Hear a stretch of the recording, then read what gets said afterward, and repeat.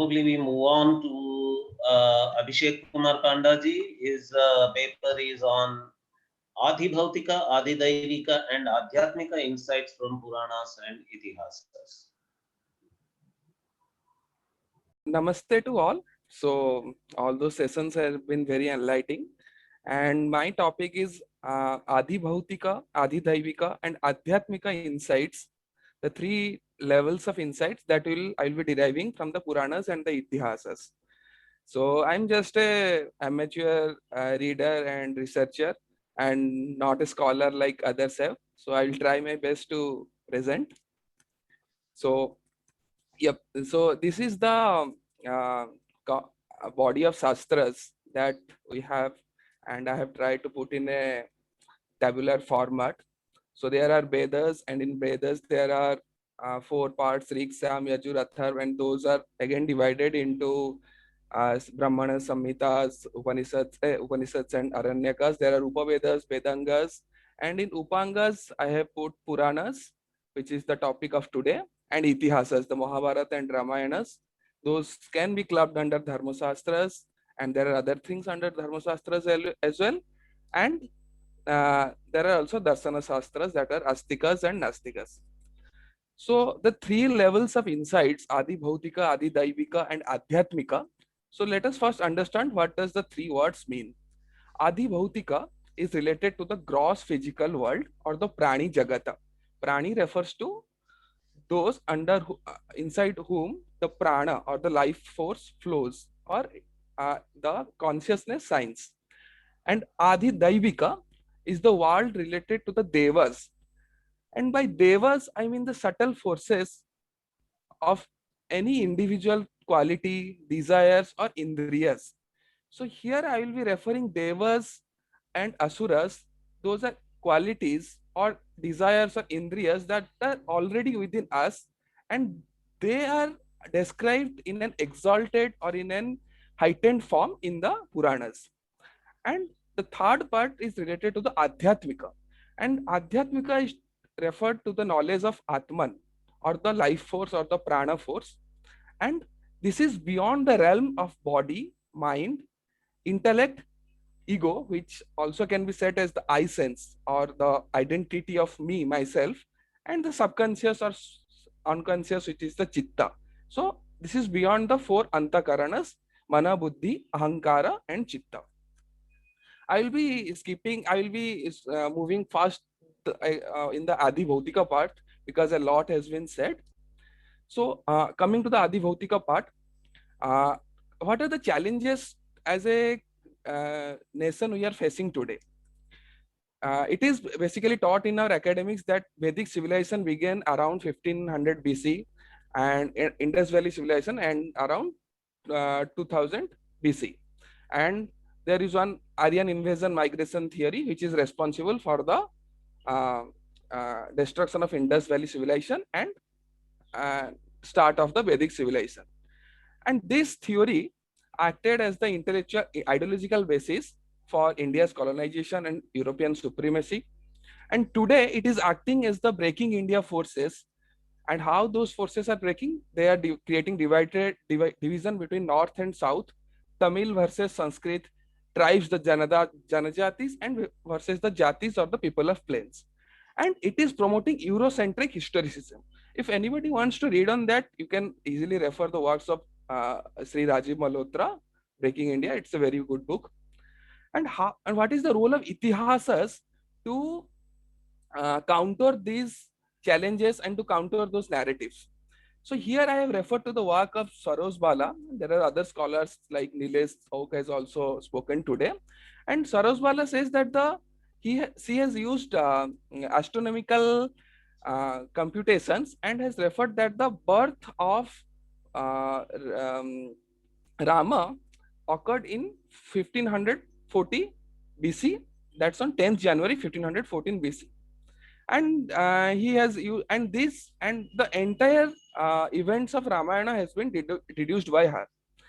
And another work is of Pandit Kota Venkatchalam, who has done his work in early 20th century, where he has deduced the Kali era in 3102 BC, and The Mahabharata war ended in 3138 BC, and the Kali era started 36 years later.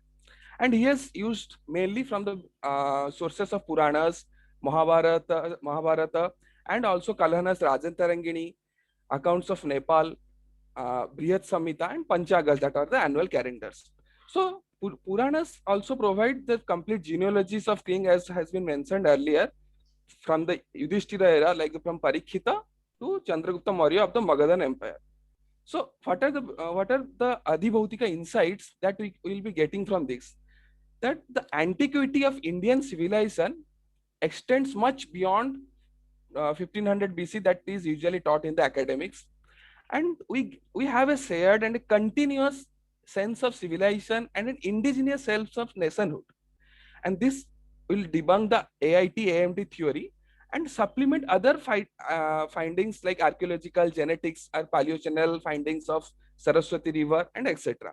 This will also help in decolonization of Indian minds, which is a very hot topic today. That even though we are being decolonized, but our minds are still not our minds are still colonized. And it also helps in countering that Itihasas and Puranas are not mere fables. They open a Pandora box of narratives and helps us in building an Indian narrative in the global power. So in the physical world, these are the insights. These are the insights that. Just a second.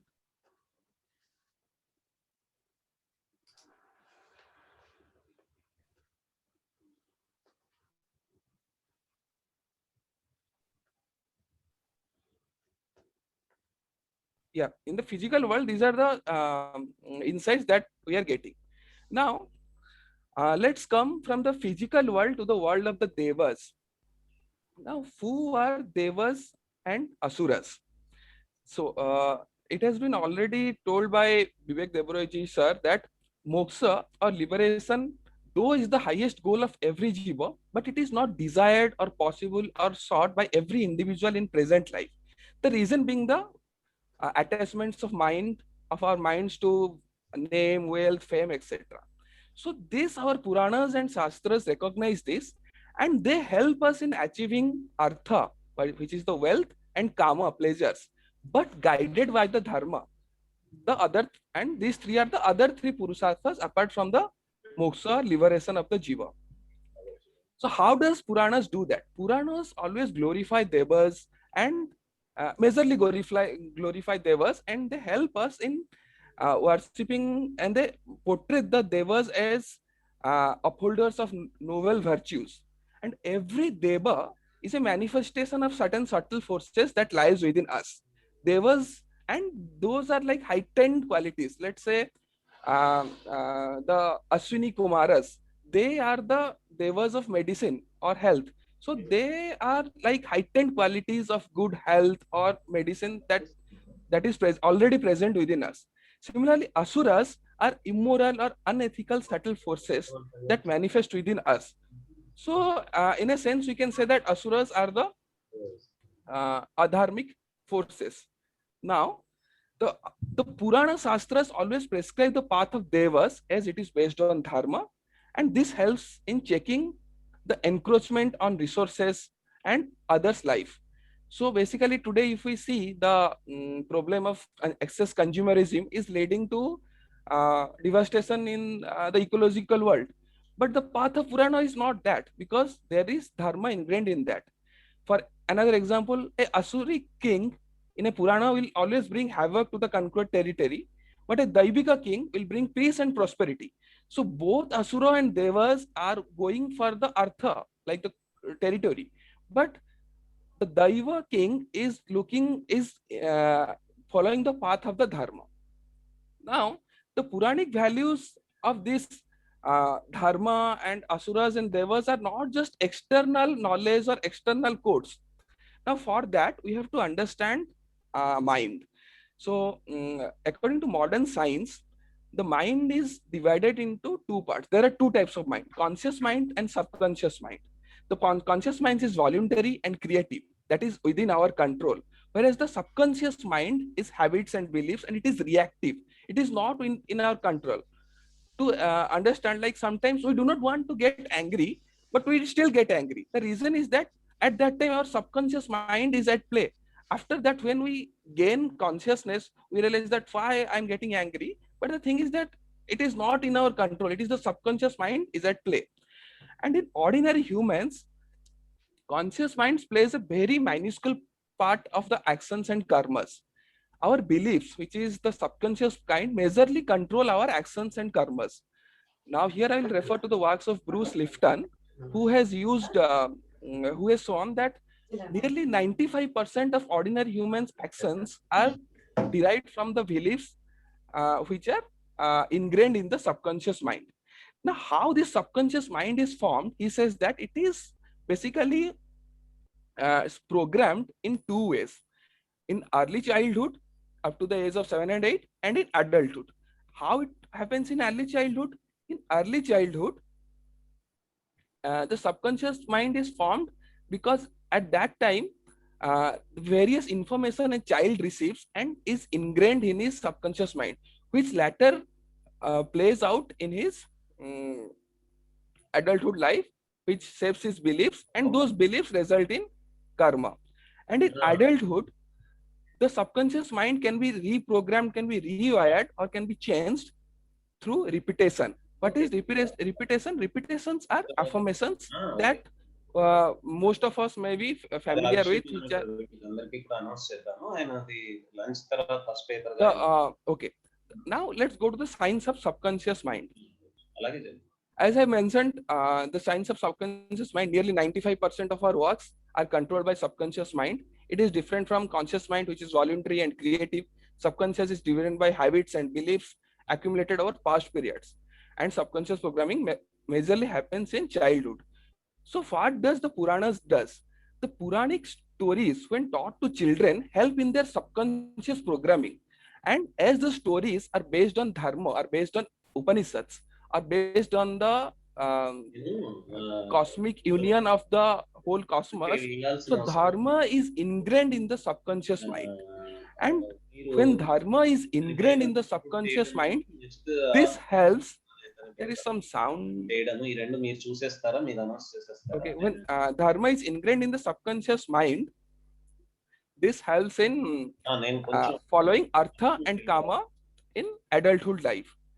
And how the Puranas helps adults to rewire the subconscious mind is that repetitions helps in adult subconscious minds can be rewired by repetitions or affirmations. Repetitions are complete and continuous action, feeling, chanting, or belief in a desired mode. So when we worship a Puranic Devata and follow the rituals prescribed in the Puranas, this is kind of subconscious rewiring. The inner conditioning of beliefs and habits creates the desired artha or karma in a dharmic way. So this modern science of repetitions, which is the affirmation which is being popularized in there is some background sound. Can anybody help? Am I audible? Dr. Paturi sir. Yes, please continue. Sir. There is some background noise, so please go ahead. Yeah. So in adults, subconscious mind can be rewired by repetitions or affirmations. And what are repetitions or affirmations? Like if an unhappy man wants to be happy, so he has to say that I am happy, and he has to continuously feel that and continuously believe in that feeling. So the Puranic rituals or the Puranic devatas, which are the exalted form of certain dharmic qualities, help us in rewiring our subconscious mind. So this is how the Daivika world functions within our own microcosm, and we need not think that devatas are something outside of our body mind combination. They are inside us only.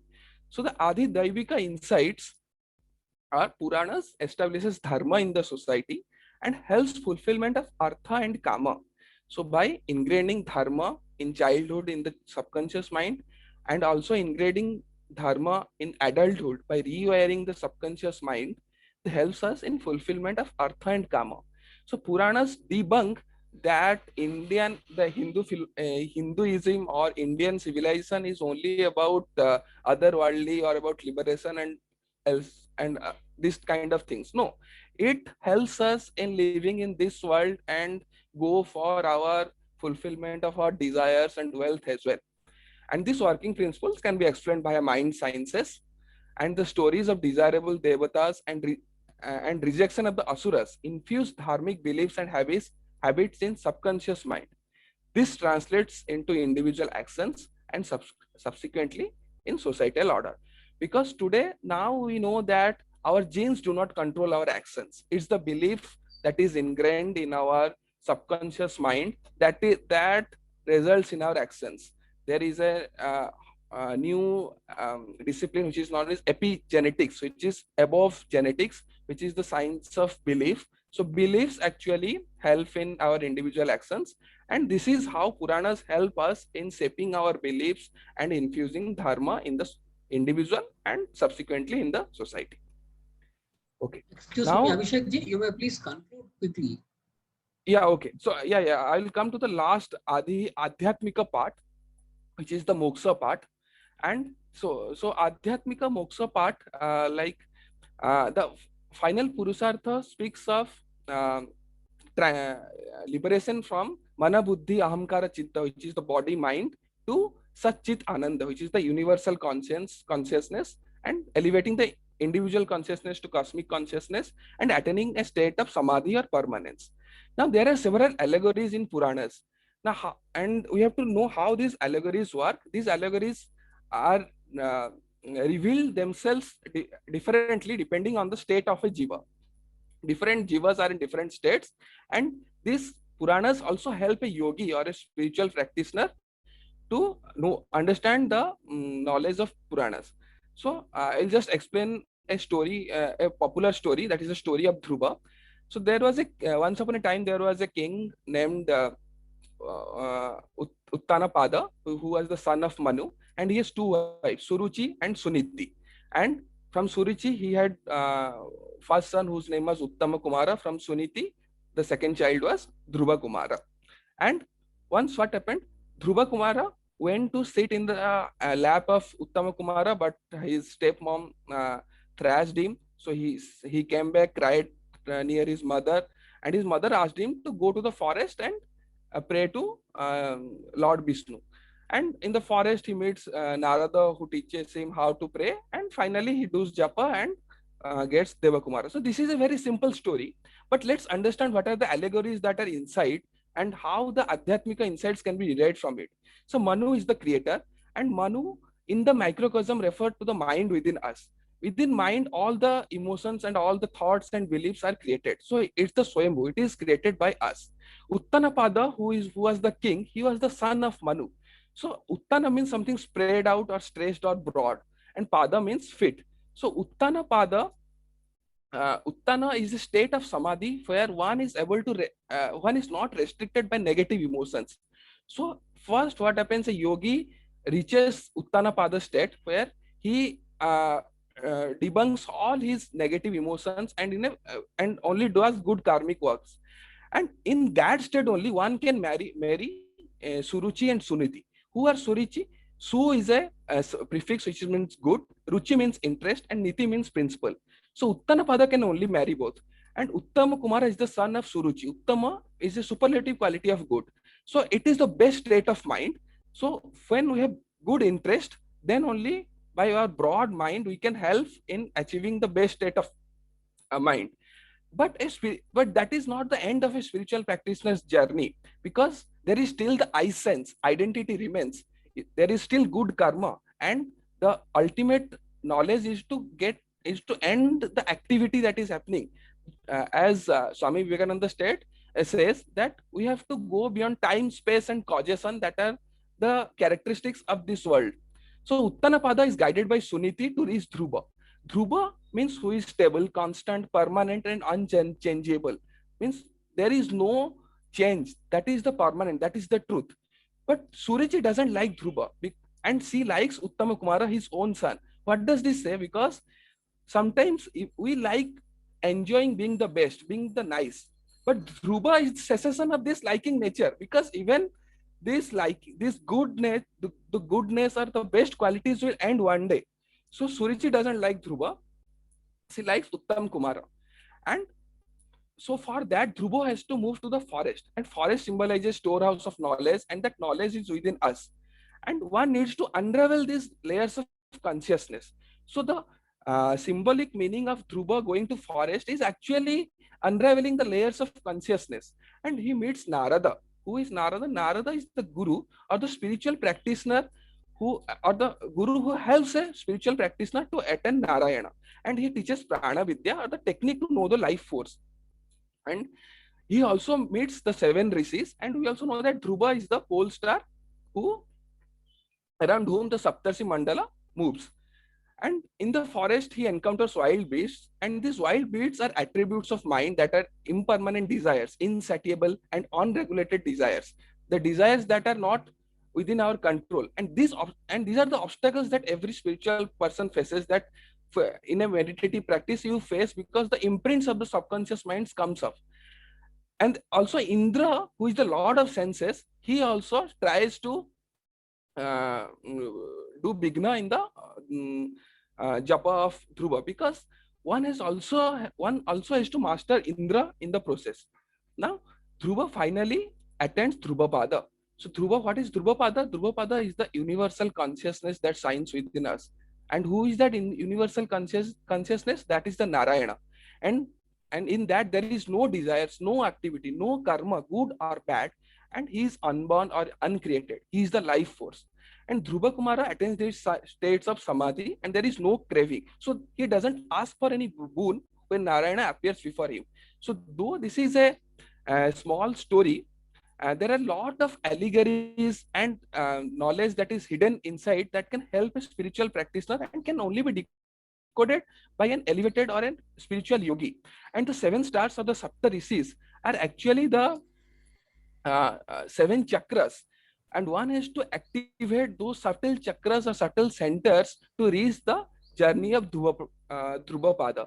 So this story is actually the journey of a spiritual yogi from Manu to Uttanapada, which is only good emotions, to Uttama Kumara, which is the best state of mind, through Dhruva Kumara, which is manifestation of permanence, and finally to Dhruvapada, which is the Narayana state, or there is no activity or cessation of activity. And this is ultimately attaining the Satchit Ananda and getting removed from the body, mind, identity and limitations. With this, I conclude. Thank you so much. Very interesting topic.